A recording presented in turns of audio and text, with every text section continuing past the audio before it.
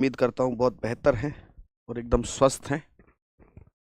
पहले आपके उस प्रश्न का उत्तर कि 2 दिन से क्लास क्यों नहीं हुई। क्लास ना होने की पीछे की वजह, हालांकि अब तो ये कह रहे हैं कि लोग ये इन्फेक्शन चल रहा है, मेरी आंख में इन्फेक्शन हो गया और हो गया बहुत ज़्यादा, है ना। आंख में, बल्कि उल्टी आंख में तो इतना ज़्यादा है कि ये अंदर से बहुत मोटी हो गई और ये मतलब दर्द कर रही है बहुत ज़्यादा, बिल्कुल बेकार कर देती है आदमी को। कैसे हैं आप सभी? अभिषेक, अभिषेक, आकाश, साक्षी, गुड मॉर्निंग। आज मैं आप लोगों को एक चीज़ पे दिखा दूं कि आज आप लोगों की जो एक समस्या है कि सर इंपॉर्टेंट क्वेश्चंस, आज आपके पूरे क्वेश्चंस अवेलेबल हैं आपके पास, है ना। और आपको समझ में आएगी कि आप जो जिस तरीके का एक थोड़ा सा बच्चों को संशय था कि कैसे सवाल आते हैं, और आज आप ये समझेंगे कि मेरे द्वारा की गई डिस्कशन वाली चीज़ों से आप हर तरह का सवाल करने में सक्षम हो जाएंगे। हम्म। हम तो एक कमेंट ये भी पढ़ रहे थे कि सर जो है फालतू की बात करते हैं, फालतू की बातें। और मैं जो अपने घर में भी इतना सख्त है आदमी कि हम अपने घर में भी कहते हैं कि सीधा टू द पॉइंट बात किया करो, वो अपने घर में सुनना पसंद नहीं करते ये सब चीज़ें। तो पर्सनली हमारा जो नेचर ही ऐसा, हम भैया अपने घर में भी लोगों से सीधा टू द पॉइंट बात जो है सुनना पसंद करते हैं। कई बार हमारे घर में लड़ाई हो जाती है कि ये कैसा तरीका है बात करने का, कोई भी हो हम सीधे कहते हैं भाई सीधा मुद्दे पर आइए, है ना। तो हम तो वैसे भी सीधा मुद्दे की बात करते हैं, आदत हमारी ऐसी है। नमस्ते जी। तो फिर हुआ, लेकिन चलिए उसको हम लोग इसे स्वीकार करते हैं कि हम आप ही के लिए हैं और आप ही के लिए जो है।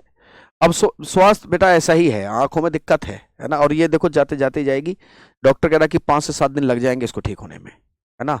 और ये भी था कि थोड़ा स्क्रीन से बच कर रहिए। जब हमने उसे बताया क्या करते हो, हमने बता दिए। मैंने आपको रिजर्व बैंक ऑफ इंडिया पढ़ाया, ठीक है। मैंने आपको रिजर्व बैंक ऑफ इंडिया पढ़ाया था। हाँ, दिख रही है दिक्कत है आंख में। रिजर्व बैंक ऑफ इंडिया बताया, उसके क्या कार्य होते हैं, है ना। उसका कोई सरकार हमसे सीधा मतलब तो होता नहीं है, उसका मतलब बैंकों से होता है, उसका मतलब होता है महंगाई से, उसका मतलब होता है सरकार को सलाह देने से।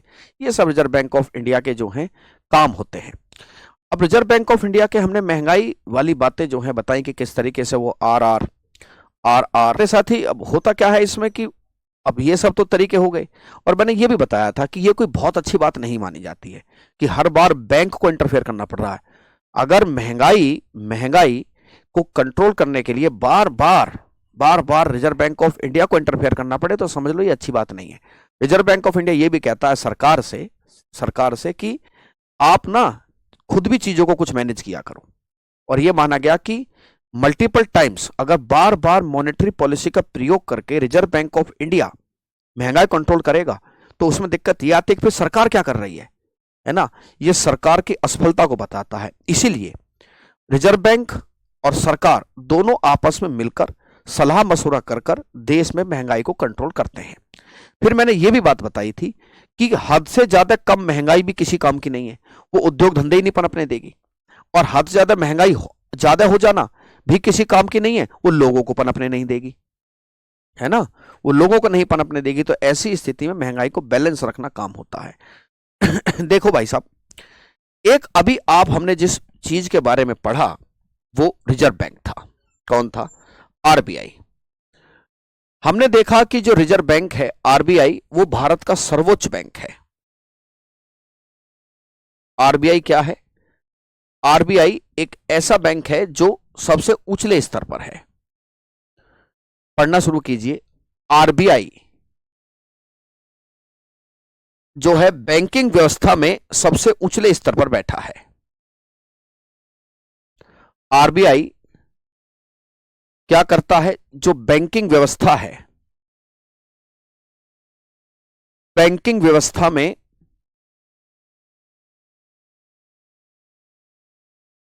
सर्वोच्च स्थान पर है।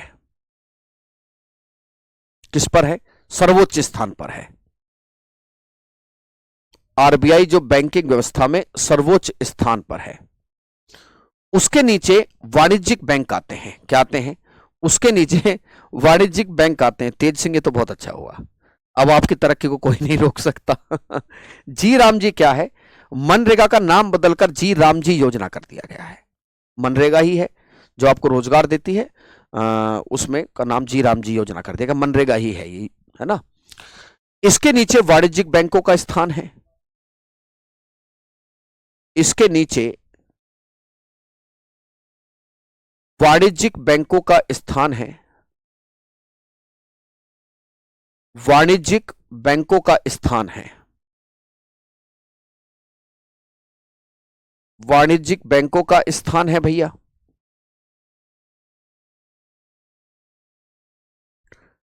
ये जो वाणिज्यिक बैंक हैं, इन बैंकों को हम सार्वजनिक क्षेत्र के बैंक भी कहते हैं, है ना। एक क्लास देखना, कुछ नेट का तो इशू नहीं है, बच्चे कह रहे हैं कि क्लास फंस रही है, कुछ सही चल रही है ना, सही चल रही है, यहां से हमें पता चल जाता है। वाणिज्यिक बैंकों को याद रखना कि जो वाणिज्यिक बैंक हैं, वाणिज्यिक बैंकों को सार्वजनिक क्षेत्र का बैंक भी कहते हैं। इन्हें भैया सार्वजनिक क्षेत्र का बैंक भी कहा जाता है।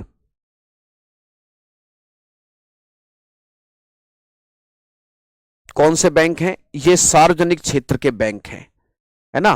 और अधिकतर याद रखना कि वाणिज्यिक बैंक जो हैं, मैं बीच में लिखता हूं, भूल गया मैं, जो अधिकतर हैं, अधिकतर सार्वजनिक बैंक हैं। सार्वजनिक का अर्थ होता है सरकार के बैंक। मोटे मोटे तौर पर क्या समझो, मोटे मोटे तौर पर यह समझ सकते हैं कि ये सरकार के बैंक हैं। Commercial banks are known as the public sector. सार्वजनिक क्षेत्र का अर्थ क्या है? इसका अर्थ है सरकार के या पब्लिक सेक्टर के बैंक हैं। इसका अर्थ है सरकार के बैंक हैं, सरकार के बैंक, या इंग्लिश में इसे लिखेंगे हम the bank of public sector. कौन से बैंक हैं? The bank of public sector. इन्हें हम बैंक ऑफ पब्लिक सेक्टर भी कहते हैं। और ऐसा नहीं है, कुछ बैंक, वाणिज्यिक बैंक कुछ ऐसे भी होते हैं जो प्राइवेट है ना। क्या है? प्राइवेट बैंक भी है ना। कुछ वाणिज्यिक बैंक जो होते हैं वो प्राइवेट भी हैं। कुछ वाणिज्यिक बैंक जो हैं, वाणिज्यिक बैंक भाई, जैसे एक बहुत बड़ा बैंक है एचडीएफसी। एचडीएफसी बैंक जानते हैं? एचडीएफसी का नाम सुना है ना। ये बताइए, एचडीएफसी का नाम सुना है? कमेंट करके बताओ कि हाँ हमने एचडीएफसी को सुना है, मैं तभी बताऊंगा। सर चश्मा लगा के पढ़ाइए, मुझे बहुत लोगों ने सलाह दी, पर मैं बता दूं, मैं चश्मा लगाऊंगा नहीं। पूछो क्यों? बड़ा अजीब लगता है, मतलब मैं यहां मुगैम्बो बन के पढ़ाऊं, ठीक है। इससे तो बेहतर है मैं एक दिन छुट्टी ले लूं। समझे? अगर मैं चश्मा लगा के पढ़ाऊंगा तो मैं मुगैम्बो नहीं मैं मुगैम्बो नहीं बनना चाहता। सुना होगा एचडीएफसी। तो एचडीएफसी पब्लिक सेक्टर का नहीं है, वो प्राइवेट सेक्टर का बैंक, बहुत बड़ा बैंक है। एचडीएफसी ने बहुत सारे बैंकों को एक्वायर किया है ना। और एचडीएफसी की इस समय वर्थ बहुत बड़ी है। अगर सबसे बड़ा बैंक देखा जाए तो इस समय एचडीएफसी बना हुआ है, ठीक है। एक हमारा भी खाता है एक एचडीएफसी बैंक में, है ना। हाँ मेरा भी खाता एचडीएफसी बैंक में है, हालांकि मैं उसे इस्तेमाल नहीं करता, बंद कराऊंगा उसको, है ना। बड़े महंगे चार्ज लगाता है मेंटेनेंस के नाम पर। एचडीएफसी बैंक है ना। देखेंगे तो एक एचडीएफसी बैंक है। तो कुछ वाणिज्यिक बैंक जो हैं वो कैसे हैं? वाणिज्यिक बैंक निजी वाले भी हैं, अर्थात प्राइवेट सेक्टर के भी हैं, अर्थात प्राइवेट सेक्टर के भी हैं, प्राइवेट सेक्टर के भी हैं।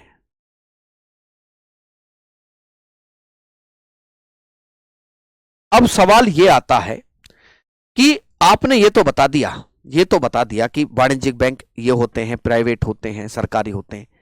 एक बार आप इसकी परिभाषा बताइए। क्या बताइए? परिभाषा बताइए। देखिए वाणिज्यिक बैंकों की परिभाषा क्या है, वाणिज्यिक बैंक की क्या परिभाषा है, ये देखिए। वाणिज्यिक बैंक की परिभाषा देखिए आप।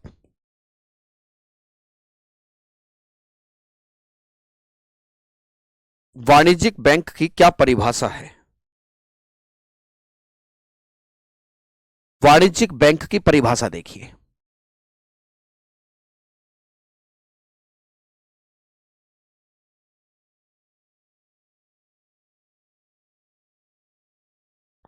वाणिज्यिक बैंक की परिभाषा देखिए आप। कौन से बैंक होते हैं वाणिज्यिक बैंक? ठीक है ना? चलिए देखो, वाणिज्यिक बैंक की परिभाषा है, सबसे पहली बात तो यह है कि बैंक का दर्जा देता कौन है। कौन है वो शख्स जो बैंक का दर्जा देता है? Reserve bank of India. कई बार लोग ये कहते हैं कि हाँ तेरा तो अपना ही बैंक है, तेरा तो अपना ही बैंक है। तो तुम्हें अगर बैंक खोलना है तो तुम्हें बैंक कौन खुलवा सकता है? भैया तुम्हें bank reserve bank of India खुलवाएगा। उसकी शर्तों को पूरा करो और आप बैंक का काम करेंगे। ठीक है, देखो इन वाणिज्यिक बैंक का दर्जा इस प्रकार के बैंक का दर्जा, बैंक का दर्जा रिजर्व बैंक ऑफ इंडिया के द्वारा दिया जाता है। रिजर्व बैंक ऑफ इंडिया के। अच्छा मेरी एक बात सुनो आप, मैं एक छोटी सी बात बता दूं। आयुष, मान लो कि आयुष पे बहुत सारा पैसा है अब आयुष क्या कर रहा है, उस पैसे को अपने गांव में बांटता है, ब्याज पे देता है पैसा, और उतना ही ब्याज लेता है जितना बैंक लेते हैं। चलो जी दे दिया पैसा। एक आदमी मेरे जैसा आया कि आयुष मेरे पास 1 लाख रुपए हैं, क्या आप इन्हें अपने पास रख सकते हो? कि हाँ रख लूंगा। तो एक तरीके से देखा जाए तो आयुष ने ऋण भी दिया और आयुष ने मेरे पैसे को जमा भी कर लिया। तो क्या आयुष एक बैंक है? क्यों आयुष? मनीत कुमार जैकेट लेकर आऊं? हाँ ले आओ बताइए, क्या आयुष बैंक हो जाएगा? नहीं, आयुष बैंक नहीं है ना? आयुष क्या नहीं है? आयुष बैंक थोड़ी है। बैंक वो माना जाएगा जैसे आरबीआई कहे, यह दर्जा आरबीआई के द्वारा दिया जाता है। आरबीआई के द्वारा दिया जाता है। अगला सवाल, बैंक की क्या शर्तें हैं? आपको बैंक लाने क्या शर्तें हैं, इसकी शर्तें क्या हैं? इसकी शर्तें क्या हैं? अगर कोई आदमी बैंक बनना चाह रहा है तो उसकी शर्तें क्या हैं? उसकी शर्तें रिजर्व बैंक अधिनियम, रिजर्व बैंक ऑफ इंडिया अधिनियम 1934 में दी गई हैं। ऑफ इंडिया अधिनियम 1934 में दी गई हैं। 1934 की दूसरी अनुसूची में दी गई हैं। दूसरी अनुसूची में दी गई हैं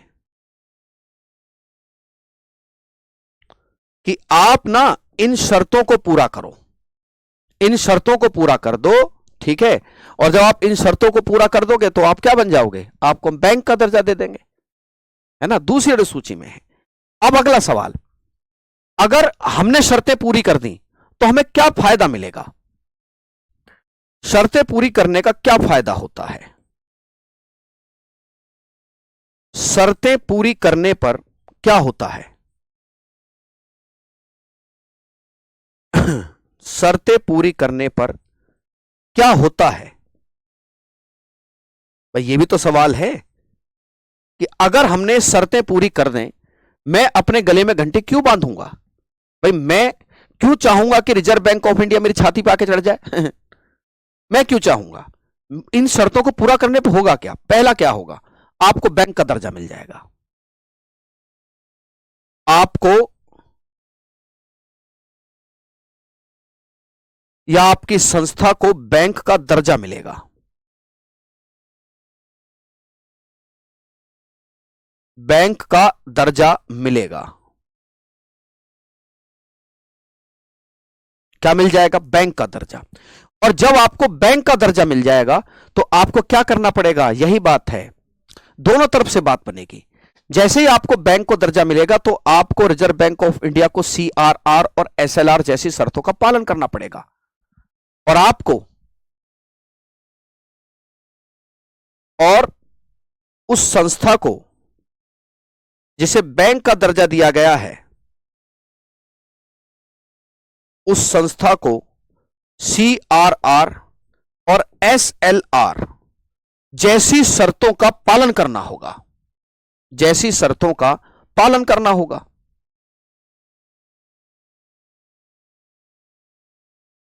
जैसी शर्तों का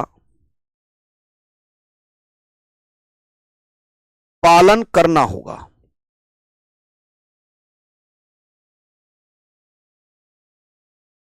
इन शर्तों का क्या करना पड़ेगा? आपको इन शर्तों का पालन करना पड़ेगा। इससे क्वेश्चन कैसे आते हैं, क्वेश्चन कराऊंगा अभी, क्यों परेशान हो रहे हो?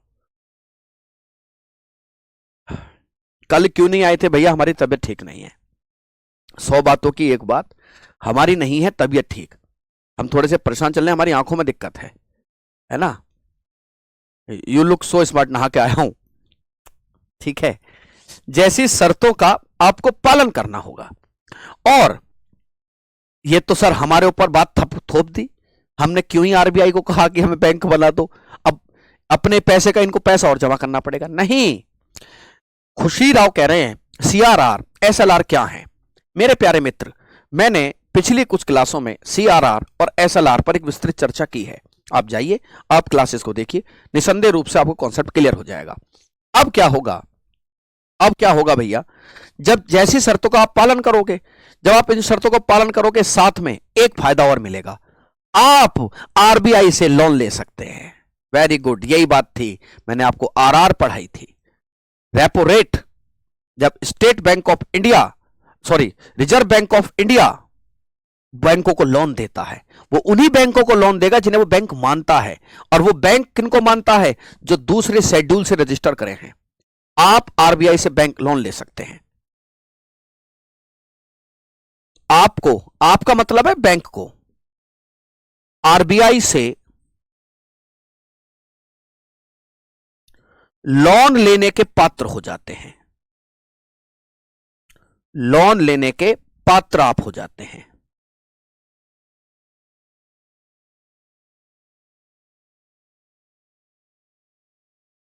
गुरुजी, बात सारी समझ में आई, लेकिन तनिक ये तो बता दो कि आखिरकार दूसरी अनुसूची में लिखा क्या है? दिल्ली में बहुत खतरा, ये इन्फेक्शन चल रहा है दिल्ली में, है ना? ये बताइए उसमें क्या लिखा है ऐसा? क्या मैं बैंक खोल सकता हूं? देख लो, आपका हिसाब होना चाहिए, ठीक है। सवाल यह है कि इस दूसरी अनुसूची में लिखा क्या है? मैं कैसे बैंक बनूं, मुझे यह बताइए। इस अनुसूची में लिखा क्या है? इसमें लिखा है, देखिए दूसरी अनुसूची में लिखा क्या है? जो रिजर्व बैंक एक्ट 1934 की दूसरी अनुसूची है, उसमें लिखा क्या है? ठीक है, दूसरी अनुसूची में लिखा है,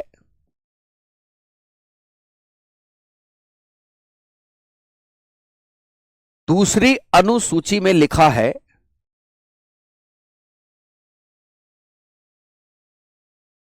कि देखिए वो संस्था, वो संस्था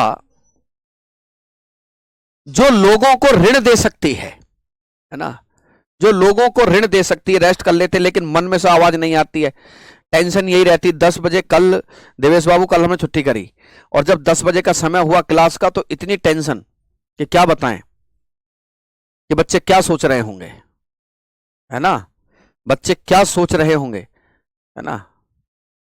ठीक है, वो संस्था जो आपको ऋण दे सकती है, जो आपको ऋण दे सकती है,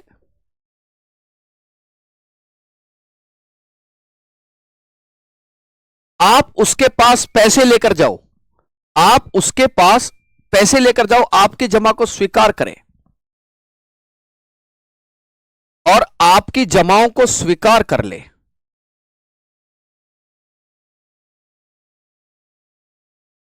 आपकी जमा को स्वीकार करे।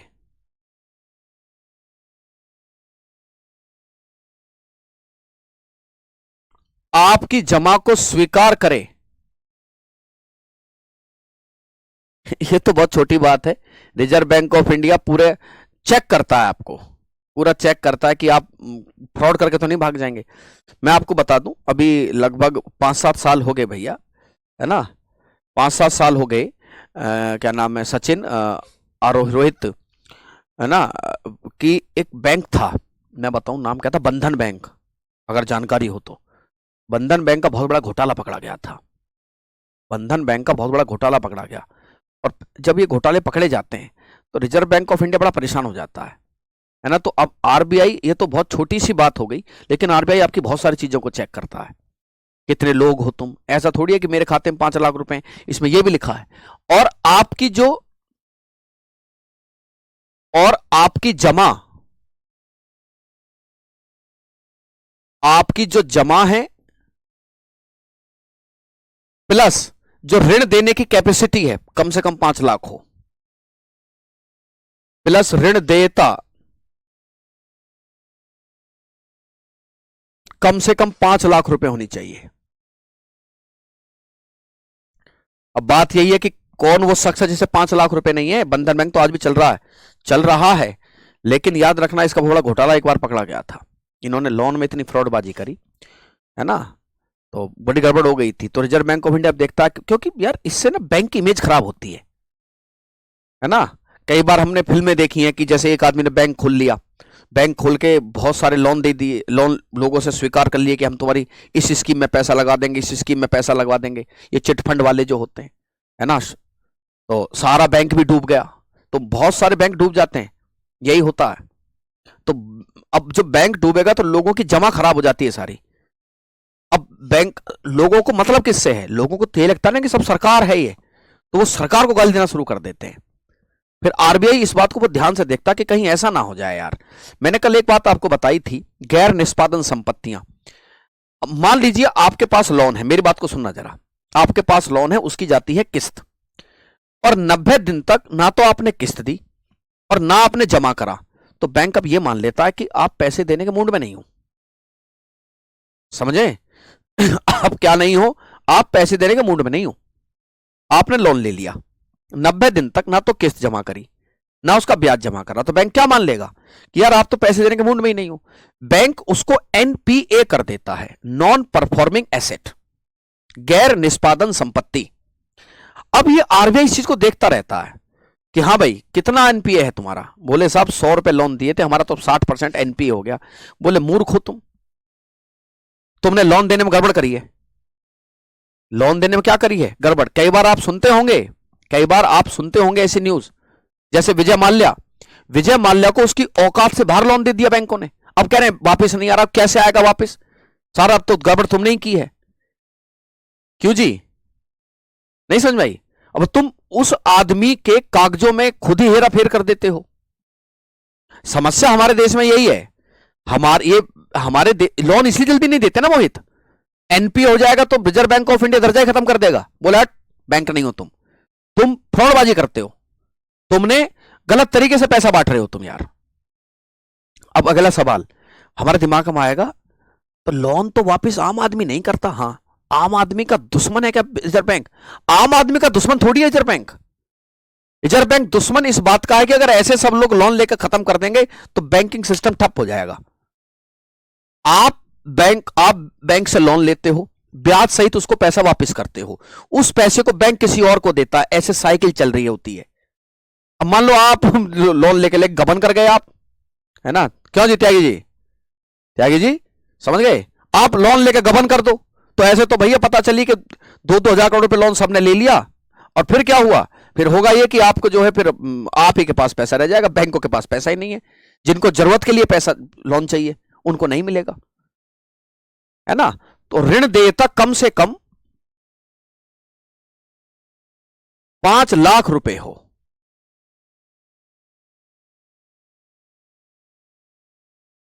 5 लाख रुपए हो। अब आरबीआई बड़ा सख्त है, वो चेक करता रहता है, हाँ भाई तुम्हारा एनपीए कितना है, तुम्हारा एनपीए कितना है, एनपीए ज्यादा क्यों हो रहा है आपका, गड़बड़ कर रहे हो लोन देने में, तो ये सब चीज नजर रखता है आरबीआई। अब देखिए भारत में जो आधुनिक बैंकिंग सिस्टम है, इसकी शुरुआत किसने की?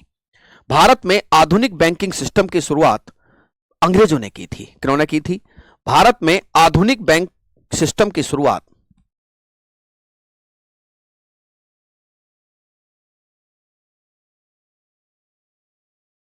भारत में आधुनिक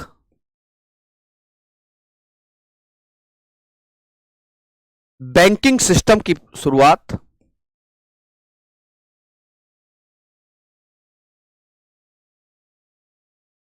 आधुनिक बैंकिंग प्रणाली का जो प्रारंभ है वो ब्रिटिश राज से हुआ था। प्रारंभ ब्रिटिश राज से हुआ।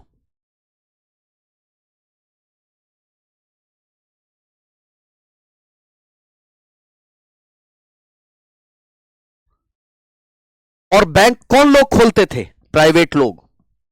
क्या होते थे? बैंक प्राइवेट लोग खोलते थे। कल से मैं हर हालत में स्वेटर पहन के आऊंगा, चाहे जो हो जाए। ठीक है। ये बैंक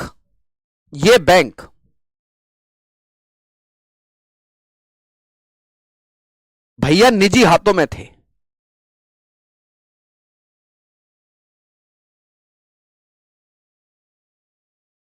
निजी हाथों में थे,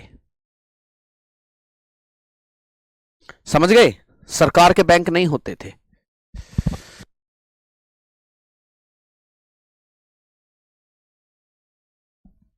ठीक है।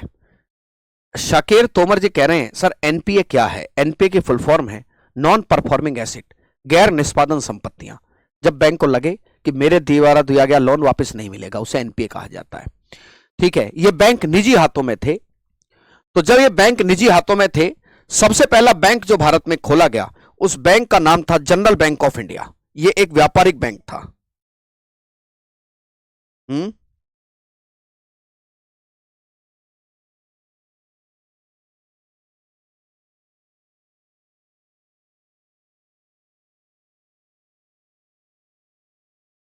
ठीक है। देखिए, सबसे पहला बैंक बैंक ऑफ हिंदुस्तान था।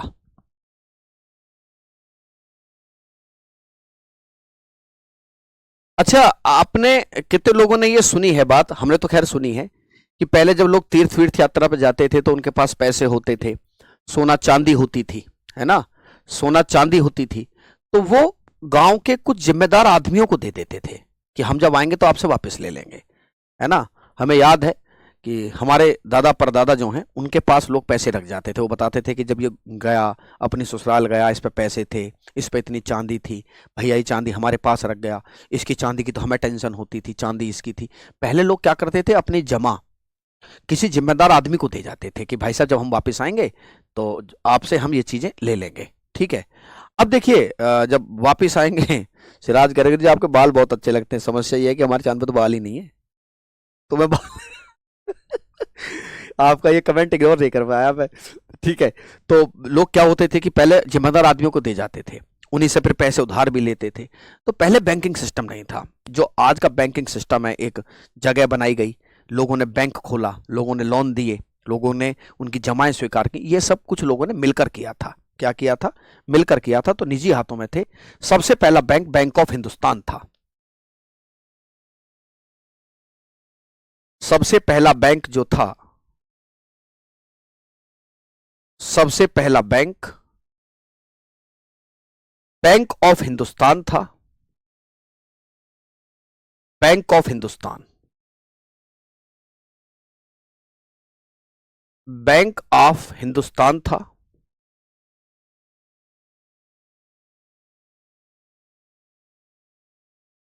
देखिए, अंग्रेज जब भारत में आए हैं तो अंग्रेजों की भारत में प्रेसिडेंसियां हुआ करती थी। अंग्रेज जहां से बैठकर पूरे भारत को कंट्रोल करते थे, तो अंग्रेजों का एक हेड ऑफिस हुआ करता था, और अंग्रेजों के इसी हेड ऑफिस को हम प्रेसिडेंसी कहते हैं। क्या कहते हैं? प्रेसिडेंसी। जैसे एक प्रेसिडेंसी थी जिसे हमने कलकत्ता प्रेसिडेंसी का नाम दिया। एक मद्रास प्रेसिडेंसी थी, फिर एक बंबई प्रेसिडेंसी थी, बाद में आगरा भी बना दी गई थी। तो ये प्रेसिडेंसियां थी। प्रेसिडेंसी समझते हो, अंग्रेजों के ऑफिस, ठीक है। तो अंग्रेज जब भारत में आए तो उन्होंने कहीं अपनी बैठने की जगह बनाई, तो इसी को भैया क्या कहा गया, एक मद्रास प्रेसिडेंसी थी। एक मद्रास प्रेसिडेंसी है। कौन सी प्रेसिडेंसी है? एक मद्रास प्रेसिडेंसी थी। और एक क्या थी? एक कलकत्ता प्रेसिडेंसी है। कलकत्ता थी। एक बंबई प्रेसिडेंसी है। बंबई प्रेसिडेंसी है। इतिहास में आपने पढ़ा होगा, बाद में एक और प्रेसिडेंसी बना दी गई थी जब अवध पर उन्होंने कब्जा कर लिया। तो एक प्रेसिडेंसी थी आगरा। कौन सी थी? आगरा। तो मेरे प्यारे साथियों, इनमें सबसे ताकतवर प्रेसिडेंसी कौन सी है बताइए? बैंक को बैंक ही कहते हैं, है ना? हाँ जी, बताइए कि ये बताओ कि इनमें सबसे खतरनाक प्रेसिडेंसी कौन सी थी? इसमें सबसे खतरनाक प्रेसिडेंसी कलकत्ता थी। तो अंग्रेजों ने क्या किया कि ये 1770 के दशक में खोला गया था। 1770 के दशक में खोला गया, दशक में। अब देखिए, बाद में सभी प्रेसिडेंसियों के बैंक खुले, बाद में और भी बैंक खुले,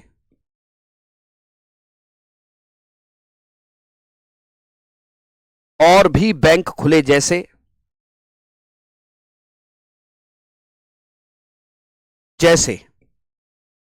एक था बैंक ऑफ बंगाल, जो कलकत्ता प्रेसिडेंसी है। क्या खुला था?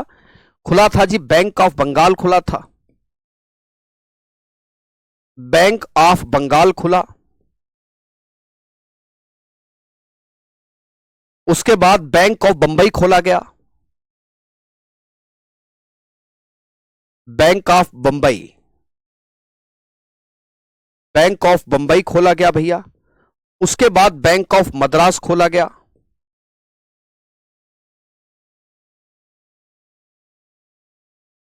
क्या खोला जाता है? बैंक ऑफ मद्रास खोला गया। ये बैंक खोल दिए गए, है ना? अगर पैसा हम लोग वापस ना दें तो ये बैंक कुर्की भी कर सकते हैं, ठीक है? ये क्या कर सकते हैं? ये बैंक कुर्की भी कर सकते हैं। कुर्की करने का अधिकार होता है बैंक को। हाँ, चौथा था और न्यू था। ये सब आगरा प्रेसिडेंसी बाद में खोली गई। उसके बाद क्या होता है कि इन सब बैंकों को एक किया गया, है ना? क्या किया गया है? इन सब बैंकों को एक किया गया। वर्ष 1921 की यह घटना है। वर्ष 1921 में, वर्ष 1921 में इनको एक कर दिया गया। वर्ष 1921 में भैया इन्हें एक कर दिया गया। इन्हें एक किया गया और एक करके इनका नाम रखा गया इंपीरियल बैंक ऑफ इंडिया। क्या रखा गया? इन्हें एक करके, इन्हें एक करके इंपीरियल बैंक ऑफ इंडिया नाम दिया गया।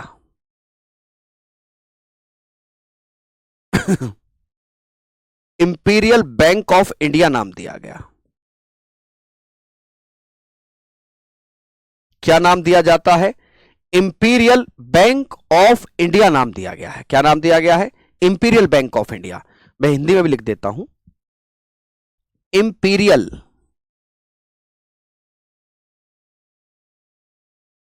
Imperial bank of India.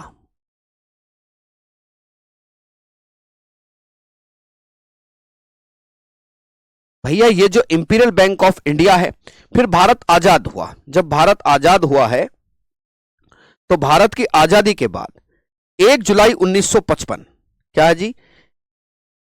1 जुलाई 1955 को जो इंपीरियल बैंक था,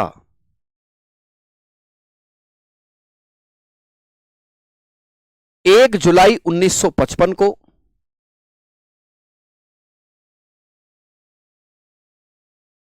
1955 को ये जो इंपीरियल बैंक है, इसे सरकार ने अपने हाथों में ले लिया। हाँ, प्राइवेट बैंक था। क्या ले लिया? अभी मैं बताऊंगा कि पहला प्राइवेट बैंक कौन सा था, पहला भारत का बैंक कौन सा है, लाला लाजपत राय जी के द्वारा बनाया गया पीएनबी क्या है, हम सब बताएंगे अभी आपको, ठीक है? चिंता मत करो, ठीक है? चिंता ना करें। 1 जुलाई 1955 को इंपीरियल बैंक का राष्ट्रीयकरण कर दिया गया।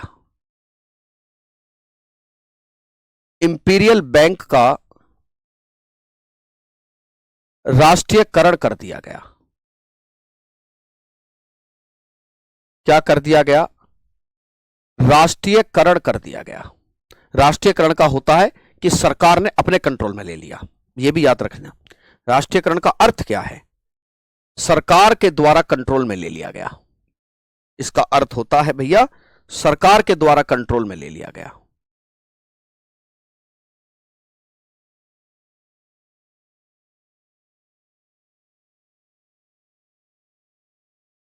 किसके द्वारा कंट्रोल में ले लिया गया? सरकार के द्वारा कंट्रोल में। जब भी हम किसी भी चीज का राष्ट्रीयकरण कहते हैं तो उसका अर्थ होता है कि सरकार ने अपने कंट्रोल में ले लिया। जब हम किसी चीज का कहते हैं निजीकरण कर दिया गया, तो निजीकरण का अर्थ है कि सरकार ने अपनी हिस्सेदारी निजी लोगों को बेच दी है। मोनू, समझ गए? राष्ट्रीयकरण का अर्थ क्या है? कि जब सरकार अपने कंट्रोल में ले ले। और फिर अब अगर हम कहते हैं कि निजीकरण क्या है, तो निजीकरण का अर्थ होता है कि सरकार ने इसको पब्लिक को सौंप दिया, आम आदमियों को सौंप दिया, निजी हाथों में सौंप दिया है। ठीक है, चलिए, बैंक का राष्ट्रीयकरण कर दिया गया।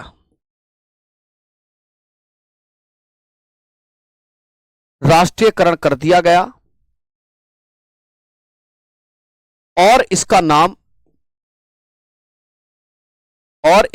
क्या पड़ा? इसका नाम पड़ा वो बैंक जिस बैंक में चले जाओ तो ऐसा लगता है कि क्यों ही आए, है ना। हमारा तो अनुभव कोई खास अच्छा है, हालांकि बहुत दिनों बाद हम उस बैंक में गए तो आजकल तो सुविधाएं बड़ी अच्छी हो गई हैं। पहले इस बैंक में नेट ही गायब रहता था। आप कुछ भी काम कराओ, बोले नेट नहीं आ रहा है, दोपहर बाद आना।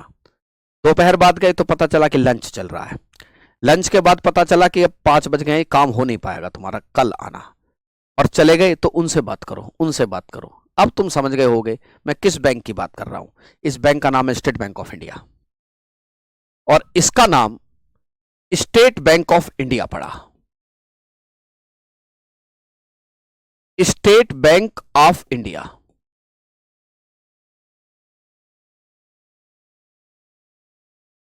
क्या पड़ता है? SBI, state Bank of India. हां जी, इसी का नाम पड़ता है state Bank of India. State Bank of India, यही है जी SBI। कितने लोग कहते हैं जी हाँ हमें भी ऐसा ही महसूस होता है ना। हाँ, कभी इनके सर्वर डाउन हो जाते हैं, कभी इनको कुछ हो जाता है। ये स्टेट बैंक है, ठीक है। चलो,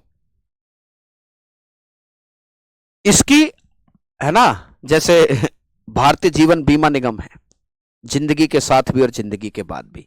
इसकी टैगलाइन है with you all the way. याद रखिए कि ये पूरी तरीके से भैया सरकारी बैंक है, ये ध्यान रखना। यह पूरी तरीके से सरकारी बैंक है। स्टेट बैंक ऑफ इंडिया जो है ये पूरी तरीके से सरकारी बैंक है। SBI पूरी तरीके से सरकारी बैंक है। SBI पूरी तरह सरकारी बैंक है, पूरी तरह सरकारी बैंक। आज तो बहुत सारे बैंक सरकारी हैं, पूरी तरीके से जिस समय बना उस समय पूरी तरीके से सरकारी बैंक था। इसकी टैगलाइन क्या है ना। इसकी टैगलाइन बहुत लोगों के साथ हुआ है, इस बैंक पे लंच बहुत होता है, लगता है कि कर्मचारी लंच ही खाने जाते हैं, है ना, है ना।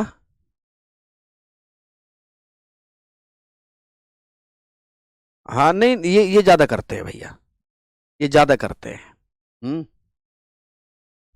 लेकिन अब धीरे धीरे सुधार बैंकिंग व्यवस्था में आया है। देखिए, इसकी टैगलाइन है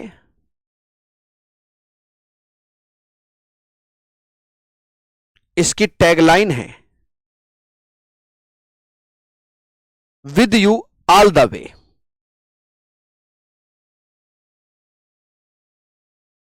with you all the way, जीवन के हर रास्ते पे हम तुम्हारे साथ मिलेंगे।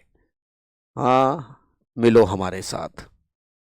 With you all the way इसकी टैगलाइन है ना। और सुनिए, इसके विदेशों में भी कार्यालय हैं, 28 देशों में, विदेशों में। भारतीय स्टेट बैंक, अगर बैंकों के कार्यालय देखें कि किस बैंक का विदेश में कार्यालय है, तो 28 देश में 59 कार्यालय हैं इसके। विदेशों में अगर किसी भारतीय बैंक के ऑफिस हैं तो स्टेट बैंक के सबसे ज्यादा हैं। विदेशों में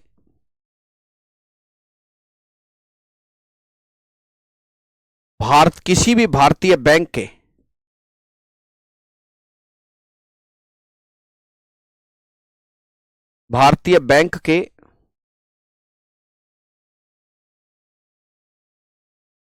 सबसे ज्यादा कार्यालय इसी के हैं। सबसे ज्यादा कार्यालय, मैं बता दूं कि रिजर्व बैंक ऑफ इंडिया जो है, रिजर्व बैंक ऑफ इंडिया तो है ना, रिजर्व बैंक ऑफ इंडिया तो सरकार का काम करता है, सरकार के बहुत सारे काम स्टेट बैंक ऑफ इंडिया भी करता है ना।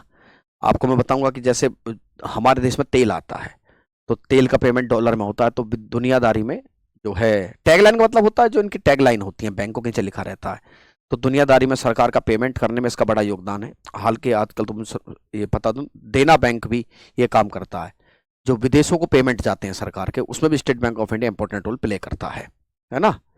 देखिए साहब, और भारत की बहुत सारी सोने की जो खान है, सोने मेरा अकाउंट नहीं है जी उसमें, ठीक है, भारत की भी बहुत ज्यादा जो सोने की खान है उस पर भी reserve bank, state Bank of India control है, याद रखना। ये भारत का सरकार का बड़ा महत्वपूर्ण बैंक है। सबसे ज्यादा कार्यालय हैं, कार्यालय एसबीआई के ही हैं, एसबीआई के हैं। लगभग 28 देशों में 59 कार्यालय हैं, 28 देशों में 59 कार्यालय,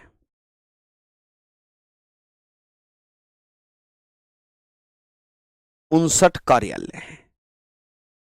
चलिए अब आप कुछ इंपॉर्टेंट क्वेश्चंस देखिए जिसका आपको बेसब्री से इंतजार था, है ना, जिसका आप सबसे इंतजार था।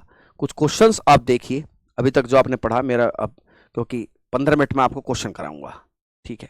इंपॉर्टेंट क्वेश्चन देख लीजिए। देखो भाई साहब, आइए हमें पहले सवाल की तरफ बढ़ते हैं। कुछ क्वेश्चन देख लीजिए, इसके आगे का फिर मैं कल पढ़ाऊंगा, पहले आप क्वेश्चन देख लो।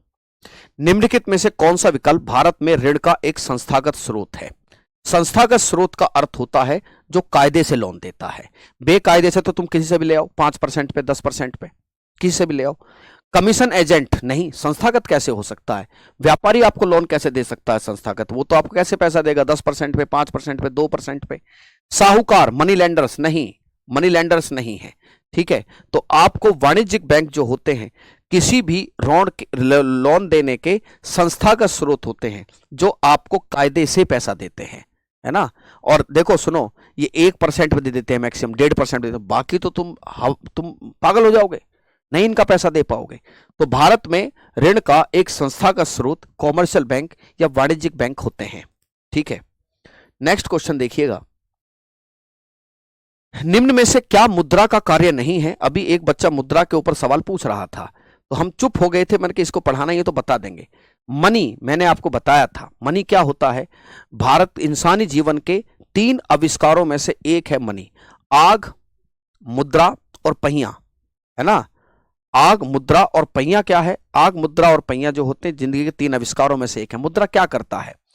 अस्थगित भुगतान का मानक है, मूल्य की माप है, विनिमय का माध्यम है, भंडारण में समस्या है। बताइए, देखिए किसी भी चीज का पेमेंट आपको करना हो, पेमेंट में ये काम आती है।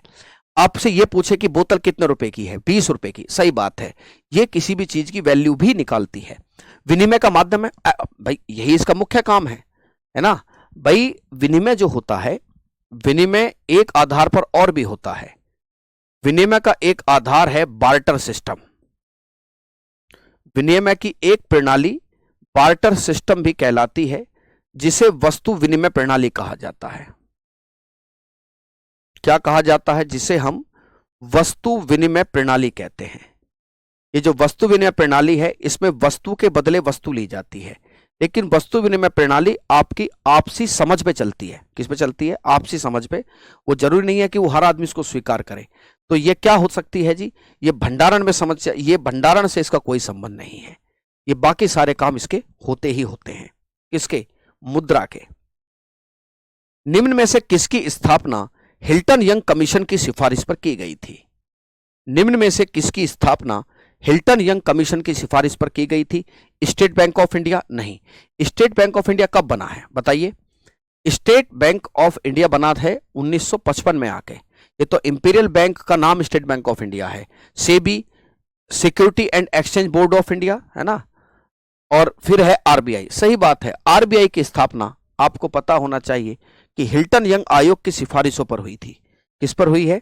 हिल्टन यंग आयोग की सिफारिश पर रिजर्व बैंक ऑफ इंडिया की स्थापना वर्ष 1935 में हुई। सर आसबर्न स्मिथ इसके पहले गवर्नर थे। भारतीय पहले गवर्नर सीडी देशमुख थे। कौन थे? सीडी देशमुख हैं। ठीक है, चलिए साहब, रिजर्व बैंक ऑफ इंडिया की स्थापना हिल्टन यंग कमीशन की सिफारिशों पर की गई थी। निम्न में से किसे अंतिम ऋणदाता के रूप में जाना जाता है? अंतिम ऋणदाता समझते हैं कि आप हो आम जनता। ये जो आम जनता है, ये आम जनता कहां से लोन लेगी? कॉमर्शियल बैंक से। कॉमर्शियल बैंकों को लोन चाहिए कहां से? वो सरकार से पैसा नहीं लेते, वो रिजर्व बैंक ऑफ इंडिया से पैसा लेते। नहीं, समझो, ये सब लोग किससे पैसा लेंगे? ये रिजर्व बैंक ऑफ इंडिया आखिरी ऋणदाता है। कुर्की क्या होता है? आपके सामानों को सरकार बेच देती है अपना लोन वसूल करने के लिए। ठीक है, तो आरबीआई कैसा है जी? आरबीआई अंतिम ऋणदाता है, the lender of the last resort. क्या बोलते हैं? अंतिम ऋणदाता के रूप में क्या है? रिजर्व बैंक ऑफ इंडिया है। भाई बैंक भी पैसा कहां से लाते हैं? वो आरबीआई से लाते हैं। किससे लाते हैं? आरबीआई से पैसा लाते हैं। हम अगला सवाल देखें। निम्न में से कौन सा अनुसूचित सार्वजनिक बैंक में से एक नहीं है? भारत में इस समय 12 बैंक ऐसे हैं जो सरकारी हैं। क्या है जी? 12 बैंक ऐसे हैं जो सरकारी हैं। मैं लिखवाऊंगा अभी इनको। इनमें से यूको बैंक बिल्कुल है जी, इंडियन ओवरसीज बैंक बिल्कुल है जी, केनरा बैंक बिल्कुल है जी, बंधन बैंक नहीं है। कौन सा है? बंधन बैंक नहीं है, है ना। और मैंने बताया भी था कि बंधन बैंक पर सरकार का आरबीआई जो है बहुत कड़ी नजर रखता है। अगर बंधन बैंक को आरबीआई बहुत जल्दी पैसा देगा भी नहीं, क्योंकि बंधन बैंक ऐसा बैंक नहीं है। इसे बैंक का दर्जा है लेकिन हमने उसको उस श्रेणी में नहीं रखा है ना, बंधन बैंक। और मैंने बताया भी था कि बंधन बैंक के बारे में एक केस भी बहुत दिन पहले सामने आया था। बाकी सारे सरकारी बैंक हैं। अनुसूचित सार्वजनिक बैंक का अर्थ ही क्या होता है? मैंने पब्लिक सेक्टर का बैंक क्या बताया था? वो बैंक जो सरकारी है। कौन सा है? सरकारी बैंक है, उसको कहते हैं। वैधानिक तरलता अनुपात के तहत, पूरा सवाल पढ़िए। मैंने इस सवाल को आप जान के एक कठिन प्रश्न मैंने रखा ताकि आपको यह पता चले कि मेरे द्वारा किए गए डिस्कशन की क्या वैल्यू थी, है ना। आप मेरे द्वारा किए गए डिस्कशन की क्या वैल्यू है देखिएगा। Under the statutory liquidity ratio, वैधानिक तरलता अनुपात के तहत वाणिज्यिक बैंकों को तरल संपत्ति के रूप में जमा किसका एक अंश जमा रखना पड़ता है? बताइए। देखो, जो रिजर्व बैंक ऑफ इंडिया है वो इन बैंकों से कहता है कि तुम्हारे पास जो कुल मांग और सावधि जमा है, ठीक है, जो डिपॉजिट्स हैं तुम्हारे पास, डिमांड और डिपॉजिट जो हैं, उनका एक हिस्सा आप मेरे पास रखिए। सॉरी, वो तो सीआरआर हो गया, एसएलआर की हम बात कर रहे हैं कि उसका एक हिस्सा आपको गोल्ड के रूप में रखना है। किसके रूप में रखना है? एक आपको गोल्ड के रूप में रखना है और उसका एक हिस्सा आपको गारंटीज के रूप में रखना है। ठीक है, तो कुल जमा और सावधि जमा। ठीक है, एक सवाल और देखिए, बड़ा टफ किस्म का सवाल मैं लाया हूं, इसको पढ़िए आप ध्यान से, एक बार पढ़िए भैया। रिवर्स रेपो रेट, यह सवाल मैंने आप जान के लेंथ ही दिया ताकि आपको यह पता चले कि डिस्कशन से कितने लंबे लंबे सवाल जो हैं आपके बन सकते हैं। रिवर्स रेपो रेट के संबंध में निम्नलिखित में से कौन सा कथन है जो सही है? आरआर क्या होता है? Reverse repo rate, repo rate वो होता है कि जब आरबीआई बैंकों को पैसा दे, कई बार बैंकों से पैसा आरबीआई खींचता है, उसे रिवर्स रेपो रेट कहते हैं। देखिए, जब बैंक अपना अधिशेष धन आरबीआई में जमा करता है और आरबीआई उस बैंक पे कुछ ब्याज देता है, इस ब्याज को रिवर्स रेपो रेट के नाम से जाना जाता है। रिवर्स रेपो रेट एक ऐसी स्थिति है जिसमें समय के साथ पैसे का मूल्य घट जाता है और कीमतें बढ़ जाती हैं। नहीं, आरबीआई 1 से 90 दिनों की अल्पावधि के लिए बैंकों को ऋण नहीं नहीं नहीं रिवर्स रेपो रेट का अर्थ ही क्या है? रिवर्स रेपो रेट का अर्थ ही क्या है कि जब कॉमर्शियल बैंक से आरबीआई पैसा ले, या आरबीआई से बैंक क्यों पैसा लेंगे जब एक दिन से अधिक 14 दिन के ऋण पर लिया गया जाता है? नहीं, ये भी नहीं। ये है जब बैंक अपना अधिशेष आरबीआई के पास जमा करा देते हैं, ठीक है, और रिजर्व बैंक ऑफ इंडिया इस पर आपको कुछ ब्याज देता है।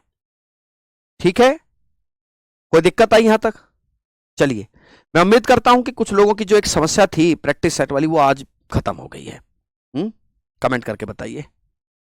वो सारी बातें आज हमारी जो है सॉर्ट आउट हो गई हैं, कोई दिक्कत तो नहीं है ना? चलो, बहुत शानदार, और आपने हमारा साथ दिया उसके लिए। ये जो क्वेश्चन है ये इसका इंग्लिश वर्जन है, आगे पीडीएफ में आप देख लेना, ये इसका इंग्लिश वर्जन है भैया। मिलते हैं आपसे अगली क्लास में, तब तक के लिए धन्यवाद मेरे प्यारे साथियों।